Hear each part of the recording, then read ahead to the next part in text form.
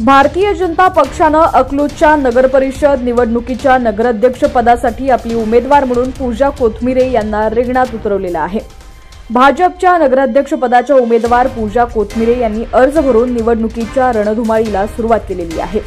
उमेदवारी अर्ज दाखल केल्यानंतर त्यांनी माध्यमांशी संवाद साधलेला आहे। यावेळी त्यांनी अकलूजमध्ये परिवर्तनाची गरज असल्याचं बोलून दाखवलंय। तसंच अकलूजसाठी त्यांचा विजन काय असणार आहे, कोणत्या कामांकडे लक्ष देण्याची गरज आहे, या विविध विषयांवरती त्यांनी माध्यमांशी संवाद साधलेला आहे। आज मला नगराध्यक्ष पदाची उमेदवारी जाहीर झाली आहे। मी अकलूजच्या सर्व जनतेला अशी विनंती करेल की मी एक सामान्य कार्यकर्ती म्हणून आज उभी राहिलेली आहे। तर सामान्य कार्यकर्ती आहे म्हणून सर्वसामान्य लोकांच्या गरजा, आशा, अपेक्षा ह्या सगळ्या पूर्ण करण्याची मी ग्वाही देईल अकलूजच्या जनतेला। अकलूजच्या जनतेने माझ्यावर विश्वास ठेवावा।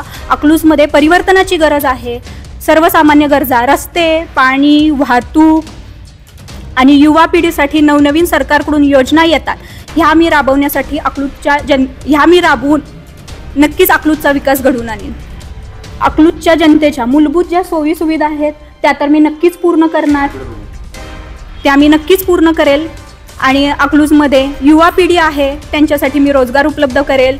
परत जे कुपोषित बाळं आहेत त्यांच्यासाठी पण नवीन योजना आणेल। बचत गटाच्या माध्यमातून ज्या महिला साक्षर नाही आहेत त्यांच्यासाठी मी साक्षरता हे एक नवीन माझं धोरण ठेवेन। आणि मी अकलूजच्या जनतेला असं सांगते की सबका साथ, सबका विकास, सबका विश्वास हे आपल्याला घेऊन पुढे जायचं आहे। नक्कीच परिवर्तनाची गरज आहे। नक्कीच भारतीय जनता पक्षाचा जनतेचा कौल तोच असणार आहे। त्यामुळे नक्कीच आमच्या पक्षाचा विजय होईल। माझे आजे सासरे जनार्दन कोथमिरे स्वातंत्र्य सैनिक होते, त्यांचाच आम्ही आदर्श घेऊन माझ्या तेच आम्हाला बाळकडू भेटलेलं आहे माझ्या कुटुंबाला।